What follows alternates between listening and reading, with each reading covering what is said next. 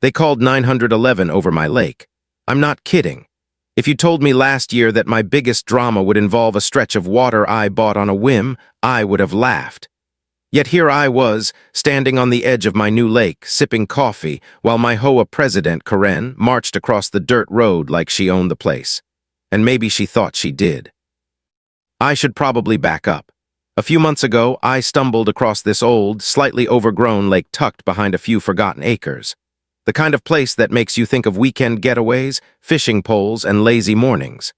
I bought it, signed the papers, and imagined weekends of peace. Little did I know that buying water in suburban America apparently requires a secret handshake or a PhD in HOA regulations. The first time I saw Karen, she was waving a stack of papers so high, I worried she might drop them into the water. She had that look, the one people get when they're convinced they are morally superior. A clipboard in one hand, her phone in the other, muttering to herself about illegal use of property and potential fines. I greeted her politely because I'm not one to start a war over water. She didn't greet me back.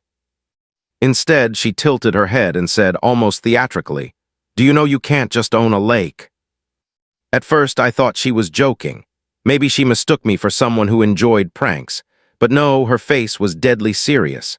She was scanning the lake as if I had dumped a nuclear device in it. Her eyes landed on my small dock where I'd placed a single kayak, and she shook her head, muttering, "This isn't going to fly with the HOA." I tried to reason with her. "I bought this legally," I said, trying to keep my voice calm. "All taxes are paid, the paperwork is complete, and there's nothing illegal about owning private property." She didn't flinch. "Private property? Ha, you don't understand. The HOA governs everything, lakes, trees, grass height, everything, and we don't allow unauthorized water usage." She waved the papers again. "You could face fines, and if you refuse, I'll call the authorities." That's when I noticed her phone. She had it pressed to her ear, whispering furiously. My first thought was, this is going to be one of those weird, over-the-top suburban standoffs, the kind you see in the news with people shouting over lawn lines and letters in the mail. But then I realized she was actually dialing 911. She was calling the cops on a lake. For a second, I laughed. The absurdity of it hit me. 911 over a private lake. Who even thinks of doing that? But the laughter didn't last long because I could feel the tension in the air.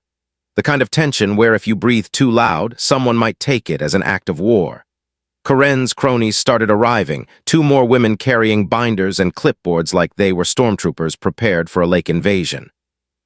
I stood there gripping my coffee cup, pretending to sip while I calculated my options. Calling the cops over water. It sounded ridiculous, but this was suburban America. Apparently, people call 911 over grass height, over painted shutters, and now apparently over lakes. The sound of sirens in the distance jolted me. I didn't panic. I've always had a weird way of staying calm in chaos.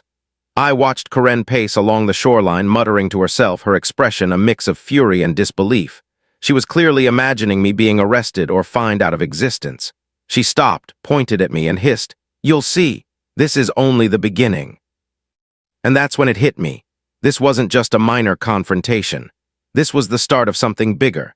If the cops actually showed up, if they believed her, if anyone took her seriously, I could be in for a long, ridiculous, and possibly hilarious fight to protect what was mine. But I also realized something important. She didn't know the half of it. She had no idea that federal waterway codes exist. She had no idea that the lake she was freaking out about could legally be locked down. And she had no power here. I finished my coffee, set the cup down on the edge of the dock, and took a deep breath. This was going to be interesting, more than interesting. This was going to be a battle between a ridiculous HOA and someone who actually read the law, and honestly, I was looking forward to it. The sirens grew louder, the tension built, Karen's glare was almost a physical force. And me, I just smiled, the game had officially begun. The sound of the sirens grew louder, and I realized this was no longer just a weird suburban standoff. It was about to become a full-blown scene. The cops were coming, and they had no idea what they were walking into. Honestly, neither did I, but I had a weird sense of calm. Maybe it was denial, maybe it was confidence, but either way, I was ready. I watched Karen packing near the water's edge like a drill sergeant supervising a troop that didn't exist. She held her phone tightly, occasionally glancing down as if checking for secret codes only she could see. She muttered, "They'll deal with this. They have to. This is illegal." I took a deep breath and thought, if she only knew how little she understood about federal property rights. Then I heard the voice on the other end of the line. A calm, somewhat confused 911 operator asking, "Ma'am, can you clarify the problem? Did you say you're calling about a lake?" Karen's eyes went wide. She repeated louder this time, "Yes, it's a lake. He's illegally using it. It's private property." The operator paused. I swear I could hear the mental gears turning through the phone. I almost laughed out loud, but I didn't. I stayed silent, watching Karen flail. Her cronies hovered behind her, nodding like this made perfect sense. One of them whispered, "We have to make him stop." Another muttered something about the law being on our side. I sipped my coffee, enjoying the theater.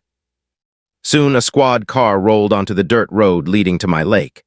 The tires kicked up dust in clouds, and I could see the two officers inside looking around, clearly confused.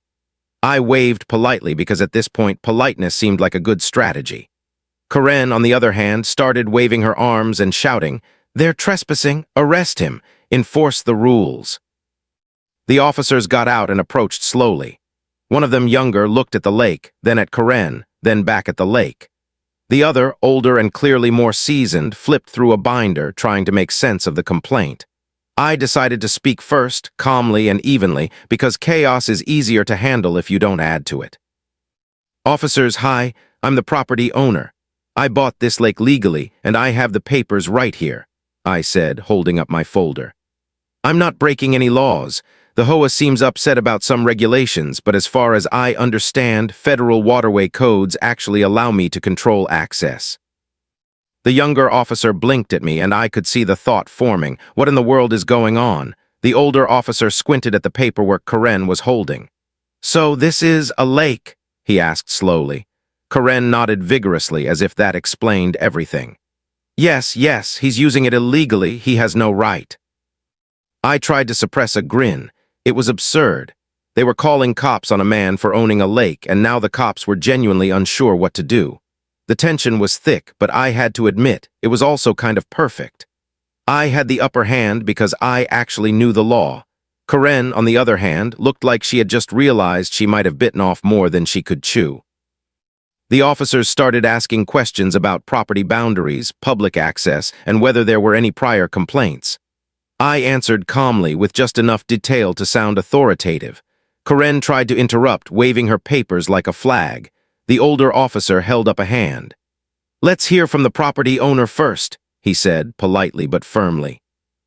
I explained step by step that the lake was private property purchased legally, and that federal codes allowed me to restrict access.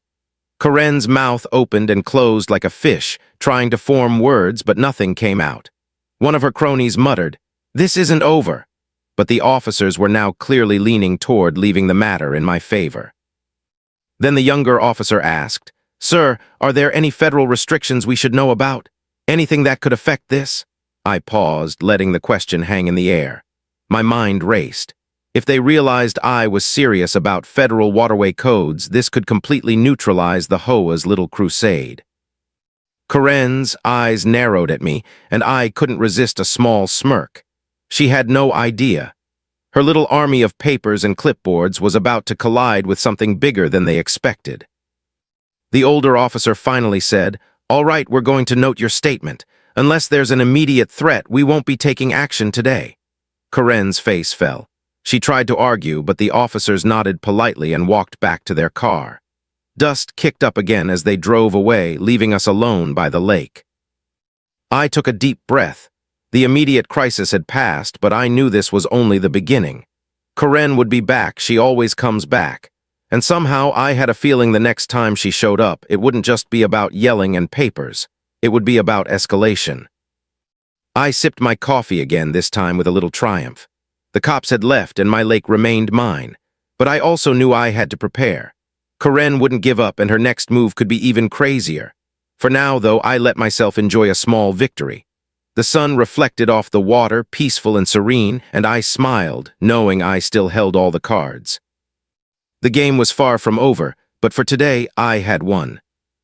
The next morning, I expected things to calm down. Maybe Karen would realize calling 911 over a private lake was a little extreme. Maybe she'd take a deep breath, accept that this was my property, and move on. Of course, that would have been too simple. She didn't do simple.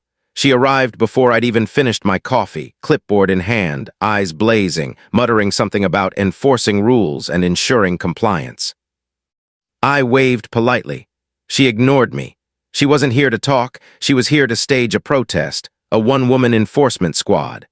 Behind her, 2 more HOA members followed like her shadow, clutching binders full of rules that somehow applied to my lake.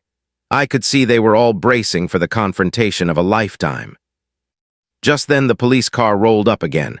I hadn't called them, but apparently someone thought they were still needed. This time, 2 officers stepped out, looking a little more prepared, though still clearly confused. The younger one scratched his head, looking at the lake, then at the papers Karen was waving. "So, sir, this is private property?" he asked. "Yes," I said calmly, almost too calmly. "Completely private, and as far as I can tell, fully within federal law for me to restrict access." I paused, letting the words sink in. The older officer squinted at me, flipping through his manual again, trying to cross-reference something. Karen was practically vibrating with fury. "You can't just block people from water," she shouted. "We have rules, there are codes." I leaned against my dock, sipping my coffee as if she were reciting nursery rhymes. "I'm sorry," I said, "but I think federal waterway codes actually give me the right to control access to this lake. I'd be happy to show you the section numbers." The officers glanced at each other. The younger one looked completely bewildered. "Wait, we have to enforce the law but also check federal codes?" he asked quietly. I nodded. "Yes, that's exactly what it is. Your dilemma is not unusual, but in this case, I'm in compliance." Karen's mouth opened and closed, but no sound came out. Her cronies whispered frantically to each other, flipping through binders as if hopping one of them contained a magic rule that would undo federal law. I couldn't help but smirk. They looked like students who had studied for the wrong test. One of the officers asked, "Sir, do you have documentation of this?" I reached into my bag and pulled out a folder, neatly organized with my property papers, maps of the lake, and citations from the federal codes. I handed it to the older officer, who began scanning through it. His eyes widened slightly. The younger officer leaned over, murmuring, "Wow, that's very thorough." I stayed calm because calmness is the best weapon in moments like this. Karen, on the other hand, was losing control. She gestured wildly, pointing at the lake, pointing at me, pointing at the officers, every direction except where it would help her case. "You're just looking at papers," she yelled. "He's breaking the rules." The older officer raised a hand to quiet her. "Ma'am, we have to follow the law, and the property owner seems to have documentation that supports his claim. We're not going to enforce anything against him today." Karen blinked. The younger officer looked relieved. I pretended to be unaffected, taking another slow sip of coffee, enjoying the absurdity of the scene. For a moment, everything was silent. I could hear birds, the gentle lap of water against the dock, and the distant rumble of cars passing by. The officers began to walk back to their car. I felt a small rush of victory, for now my lake was safe. Karen's wrath was palpable but contained for the moment. As the police drove away, Karen turned to me, her face red with fury and disbelief. "You can't just do this. We'll see about this legally." I nodded politely.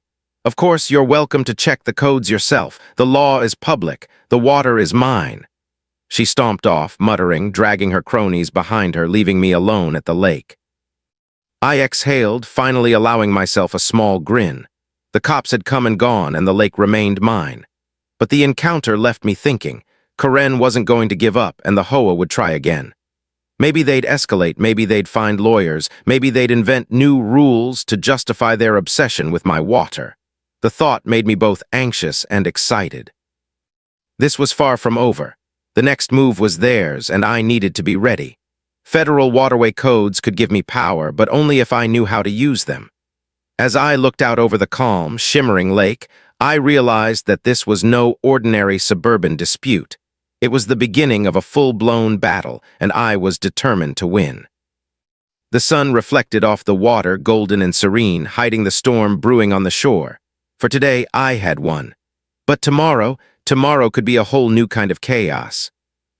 After the cops left, I thought I had a small victory, but deep down I knew Karen and the HOA weren't done. There's always a next step with people like that. They never accept losing, and they never quit. I realized if I wanted to protect my lake long-term, I needed more than polite explanations and property papers. I needed knowledge, and lots of it. So I went digging. Literally. Buried in dusty law books, obscure PDFs, and government websites that felt like a rabbit hole from hell, I started reading about federal waterway codes. At first, it was overwhelming. The sentences were long, filled with words no one outside of law school uses, and every page seemed to reference another page I didn't have.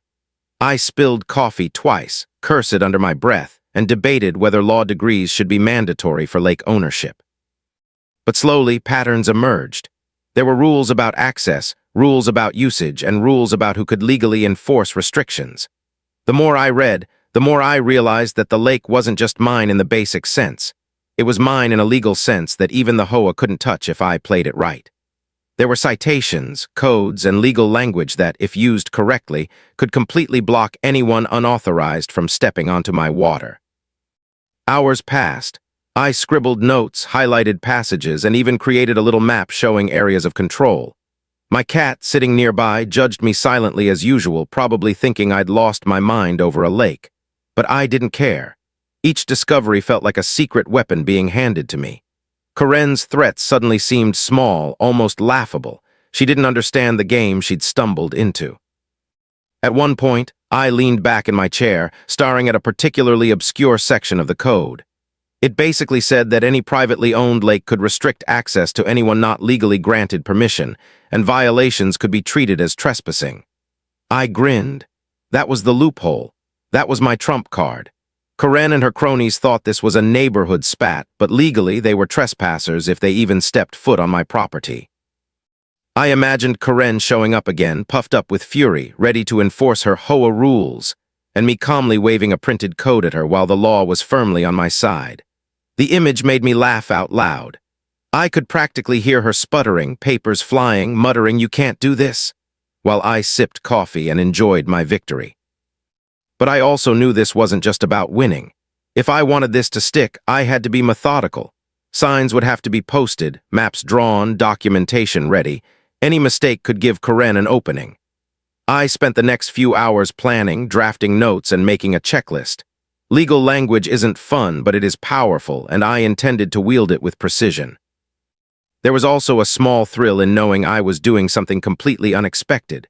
Most people in suburban conflicts fight with complaints, emails, and phone calls. I was using actual federal law. It felt almost cinematic, like a private battle unfolding under the sun. The tension in my chest was a mix of excitement and anxiety. Karen didn't know what was coming, and that alone made me feel unstoppable. As the afternoon sun started to dip, I realized something important. The next time Karen showed up, it wouldn't just be a confrontation. It would be a turning point. She'd expect chaos, yelling, maybe a few phone calls. Instead, she'd find clarity, law, and control, all in my favor. I took a deep breath and looked out over the lake. The water shimmered, calm and indifferent to all the human drama surrounding it. For a moment, the tension melted. This was my lake, my rules, my stage, and with the federal codes in hand, I had the power to make sure it stayed that way. But the suspense remained. Karen would be back, and she would be angrier than ever. She had no idea how prepared I would be, how much research I had done, or how carefully I had mapped out every legal move. The next confrontation wouldn't just be about yelling and papers. It would be about who truly understood the law. And I smiled because for the first time I felt completely in control. The loophole was real, the lake was mine, and Karen's little army had no idea what was coming. The stage was set, and the next act was about to begin. After spending hours buried in federal codes and obscure regulations, I realized I wasn't just defending my lake anymore. I was preparing for war, of the most legal, paperwork-heavy kind imaginable. Karen and her cronies didn't know it yet, but the next time they tried to march onto my property, they would be walking into a perfectly orchestrated trap. The first step was establishing control. I measured the boundaries of the lake meticulously, every edge and inlet mapped with precision. I printed signs citing the relevant federal codes and posted them in visible locations. Private property, unauthorized entry prohibited under federal law. The idea of Karen storming in and reading those signs made me chuckle. I imagined her outrage as she tried to argue against actual law. Next, I marked access points. Old docks, a small pier, and the little gravel path leading to the water all got official-looking notices. I even took the time to laminate a few of them because presentation matters. If you're going to flex federal law against a neighborhood association, you might as well do it with style. My cat, still judging silently from the porch, seemed unimpressed. I ignored him. He didn't understand strategy. While I worked, I replayed the previous encounters in my mind. Karen packing, shouting over papers, waving her phone like a wand. Her cronies flipping through binders frantically. The cops, confused and polite, nodding and leaving without knowing how absurd the situation was. Every detail reminded me that I had the upper hand, and now I was turning that advantage into something concrete. Hours later, I reviewed my plan like a general before battle. Step 1, post signs. Done. Step 2, have all documentation ready in case anyone challenges me. Step 3, be calm, collected, and unflappable when Karen inevitably shows up. Step 4, enjoy the inevitable spectacle. I couldn't help but grin. Suburban chaos had never looked so promising. Then the inevitable happened. I heard footsteps crunching on gravel. I didn't even need to look. I knew it was them. Karen and her small army appeared at the edge of the property, clipboards in hand, faces red with fury. She stopped short at the first sign. Her eyes went wide, scanning the legal citations. One of her cronies whispered something, probably along the lines of, "Is this even real?" "You can't do this," Karen shouted, pointing at the sign as if my words were invisible. "These are our rules. The HOA governs all water usage." I took a slow, deliberate sip of coffee, letting her anger simmer while I stayed calm. "Actually, Karen, federal law allows me to control access to private waterways. These signs make it clear that unauthorized entry is trespassing." Her mouth opened and closed, but no words came out. She tried to wave her clipboard, hoping that sheer force of paper could override federal law. I smiled politely. "I'd be happy to walk you through the codes," I said. "It's all public information. You're welcome to read them yourself." Her cronies shuffled awkwardly, muttering amongst themselves. I could see doubt creeping in. Their plan to intimidate me with rules and phone calls was crumbling. The lake, calm and indifferent, reflected the sun, as if mocking their outrage. I imagined the narrative they'd tell each other later, how I had somehow turned an HOA confrontation into a legal chess match they weren't prepared for. Karen, realizing she couldn't just march in, paused at the edge of the gravel path. "We'll be back," she said, voice shaking with fury. "This isn't over." I nodded, smiling. "Of course, you're welcome anytime, just remember the signs." The suspense hung in the air. They were angry, frustrated, and momentarily powerless. And I knew in my gut that the next encounter would be even more tense. They would plan, strategize, maybe even hire lawyers. But I had already done my homework. My ducks, my legal ducks, were all lined up and the lake was mine. As they walked away, I leaned against my dock, watching them disappear down the path. The tension of preparation faded slightly, replaced with satisfaction. Every step had been calculated, every sign placed with precision, every word spoken carefully. Suburban drama had never felt so cinematic. I took a slow sip of coffee, enjoying the quiet moment. The sun reflected off the lake, sparkling like a reward. Karen would be back, no doubt, but now she would face something she didn't expect: order, law, and someone who knew exactly how to use both. The next stage of the game was coming, and for once I was ready. The lake was calm, but the storm of the HOA was only beginning. It was a quiet morning, the kind where the water reflects the sky like glass, and for a moment I almost forgot the chaos brewing at the edges of my property. Almost. Of course, almost never lasts long with Karen. I spotted her car pulling up the gravel road before I even heard it. She stepped out, clipboard in hand, her expression a perfect mix of fury and disbelief. Behind her, the usual cronies shuffled along, clutching binders like shields. I set down my coffee and walked to the dock, ready for the inevitable confrontation. "You can't do this," Karen shouted as she approached, stopping just short of the first sign. "This is a violation of HOA rules. You're not allowed to restrict access to the lake." I raised an eyebrow. "Actually, Karen, the signs clearly state federal law gives me the right to control access. Unauthorized entry is trespassing." Her mouth opened and closed like a fish trying to speak in a hurricane. One of her cronies whispered frantically, "But we're the HOA, we make the rules." I nodded politely, as if acknowledging the absurdity of suburban logic. "I understand that's how you see it, but the law doesn't bend to the desires of local committees." They stepped closer, clearly hoping to intimidate me. Karen gestured toward the water. "You can't just decide what's legal. This lake belongs to everyone in the neighborhood." I smiled, calm as a monk. "Actually, I legally purchased this property, including the lake, and the federal codes support my right to restrict access. Stepping onto the property without permission is trespassing." Karen's face turned red. She sputtered, waving her clipboard, trying to find some paper law that could override federal statutes. The more she waved it, the funnier it became.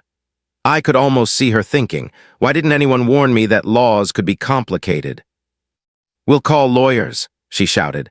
I shrugged. "You're welcome to. I've already prepared all the documentation you'll need. Maps, codes, citations, everything. It's all public information." Her cronies whispered urgently to each other, flipping through their binders, hopping desperately for a loophole that didn't exist. One of them finally asked, "Sir, can we just talk about this? Maybe find a compromise?" I shook my head, smiling politely.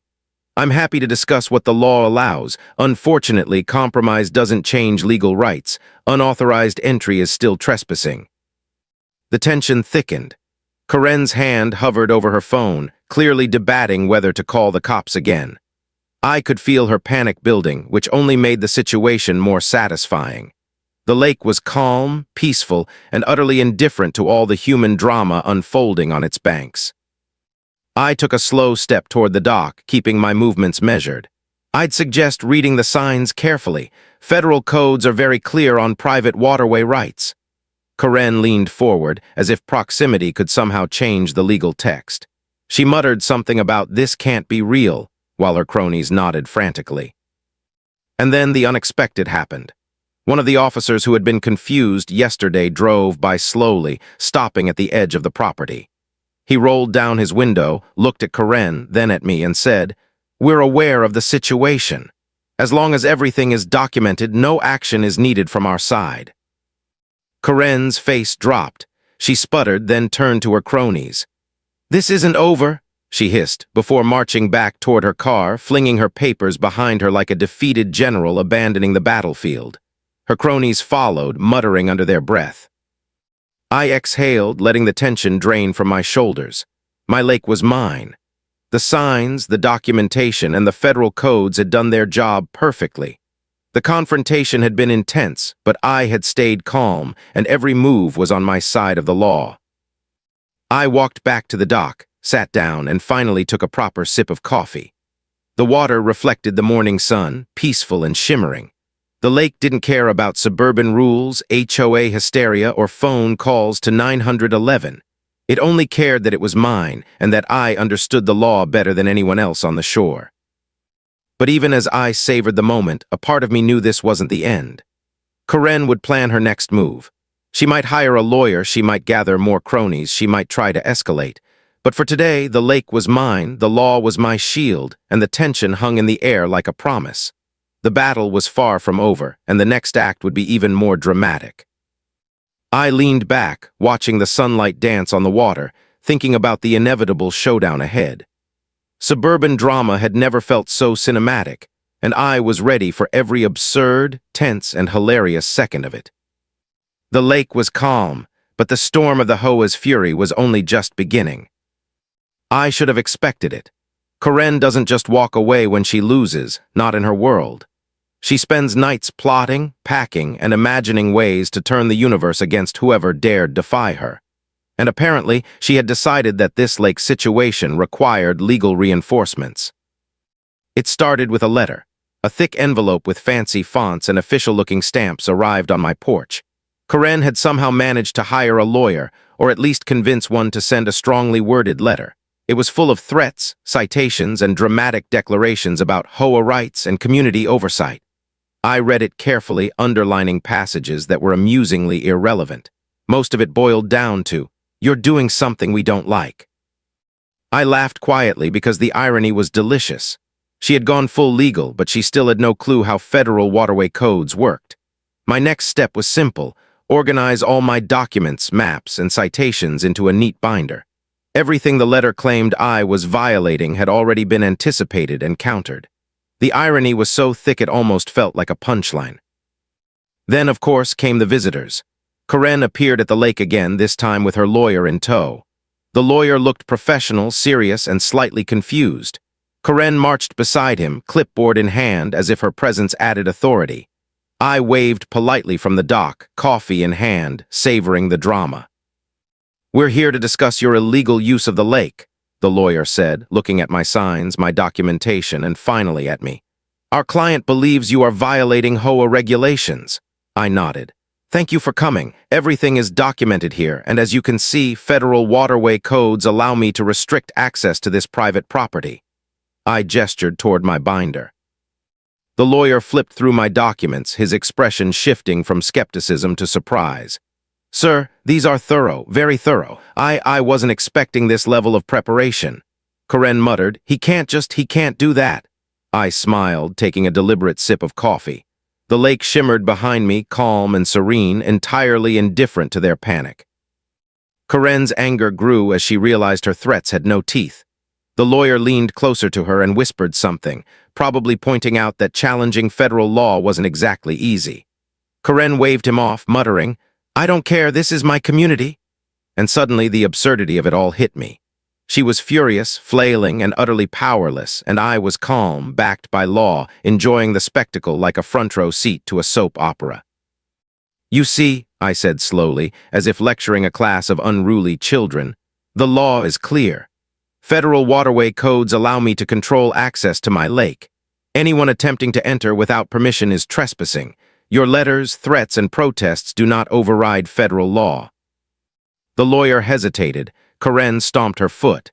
"You can't just do this. This isn't fair. We will fight this." I shrugged. "Fairness has little to do with the law. The water is private. The rules are clear. Trespassing is illegal. The lake doesn't care about your feelings." For a moment, silence hung in the air. The sun reflected off the water, casting golden patterns that made the whole scene feel almost cinematic. Karen was muttering, her cronies whispering frantic strategies, and the lawyer was flipping through pages, clearly realizing the uphill battle he had signed up for. I took another slow sip of coffee, relishing every second. And then they left. Karen muttering about escalation, lawyers, and this isn't over. The lawyer rolling his eyes but clearly impressed, and the cronies trailing behind like a defeated parade. The tension remained, a sort of charged quiet, but the lake was mine. My signs, my maps, my knowledge of federal codes had neutralized the threat entirely. As I watched them drive away, I realized something important. This wasn't just about winning one confrontation. It was about establishing dominance in a legal sense, showing that knowledge and patience trumps anger and threats. The lake wasn't just a place of recreation anymore. It was my territory, my battlefield, and my small victory against suburban chaos. I sat down on the dock, looking at the water, thinking about the absurdity of it all. Who calls lawyers over a lake? Who marches in with binders thinking they can override federal law? Only Karen. And only in my life could something so ridiculous feel so satisfying. The lake was calm, the sun glinting off the water like a reward. Karen had escalated, threatened, and tried to intimidate. I had anticipated, prepared, and won without raising my voice. For now, suburban drama had been tamed. The final act, the reflection, the resolution would come soon, but today I felt victorious. The storm wasn't completely over, but I knew I had already won the key battles. Knowledge, preparation, and patience had done what shouting and threats could not. And as the breeze rippled across the lake, I couldn't help but smile, knowing the game was mine to control. After days of chaos, confrontation, and legal maneuvering, the lake finally felt calm. The water shimmered in the morning sun, reflecting the sky in perfect clarity as if mocking the storms that had brewed around it. I sat on my dock, coffee in hand, and allowed myself a long exhale. This was my lake, my rules, my victory. Karen hadn't returned, at least not yet. The HOA had sent a few more letters, copies of imagined regulations and demands, but none of them carried any weight against the federal codes I now knew like the back of my hand. The lawyer who had accompanied her last time had quietly backed away, likely realizing that pursuing the battle would be costly, futile, and frankly, ridiculous. I couldn't help but laugh quietly at the absurdity of it all. People calling 911 over a lake, marching in with clipboards and binders, waving papers as if they could magically override law, suburban drama at its finest. And yet, in the midst of it all, I had remained calm, methodical, and perfectly prepared. My lake had become a symbol of reason and patience prevailing over hysteria and entitlement. The funny part, it wasn't just about winning. It was about proving a point, about showing that knowledge is power, and sometimes the rules you think are arbitrary can actually protect you in ways most people don't understand. Karen and her cronies had assumed that shouting louder, threatening, and calling lawyers would win the day. Instead, it only highlighted their ignorance. As I sipped my coffee, I thought back to the first confrontation. The 911 call, the sirens, the cops looking utterly confused, Karen packing, muttering, waving papers like a general without an army. Every moment had been a lesson in patience, observation, and strategy. And now, sitting here, I realized that all those moments had led to this calm, the calm of knowing the battle had been won. Yet even as I enjoyed the victory, a part of me remained alert. Suburban conflict has a funny way of resurging when you least expect it.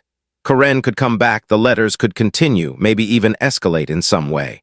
But this time, I felt prepared. Every sign, every code, every map was ready. Any attempt to challenge me would meet calm, legal precision. I was no longer reacting. I was in control. And then the humor of it hit me again. A lake, a simple stretch of water. Who would have thought it could cause such chaos? Lawyers, cops, multiple trips, shouting letters, binders, and clipboards. Yet here I was, victorious thanks to careful research and a little patience. I laughed quietly, thinking of how this would sound if I told it to someone outside the neighborhood. So the HOA called 911 because I bought a lake, and then federal law saved the day. I leaned back on the dock, letting the sun warm my face. The water was calm, the birds sang, and for the first time in days, I felt pure, unshakable peace. Owning a lake wasn't just about having water to fish in or a place to relax. It was about having the knowledge and confidence to stand my ground, even when faced with absurdity and aggression. As the afternoon breeze rippled the water, I reflected on the lessons. Stay calm, know your rights, prepare thoroughly, and never underestimate the absurdity of suburban obsession. The tension, the confrontation, and the escalation had been stressful, yes, but they had also been strangely exhilarating. I had turned a potential disaster into a story of triumph, humor, and law. And finally, as I watched the sun dip toward the horizon, casting golden streaks across the lake, I realized something important. This victory wasn't just legal, it was personal. Patience, preparation, and understanding the rules had turned the tables completely. The lake was mine, the drama was behind me, and suburban chaos had been tamed, not with shouting, not with threats, but with calm, knowledge, and careful strategy. I smiled, sipping the last of my coffee. Karen might still grumble, the HOA might still dream of challenges, but the lake remained serene, legal, and utterly mine. And in that moment, I understood the ultimate truth of this bizarre adventure. Sometimes, owning a lake isn't just about water. It's about owning the rules, the patience to follow them, and the calm to enjoy the victory when everyone else loses their minds. The sun set over the water, golden and peaceful. Suburban storms had passed for now. The lake was calm, and I, at last, could finally relax. You've heard this confession, now wait until you hear the next one. The truth that shatters everything you thought you knew.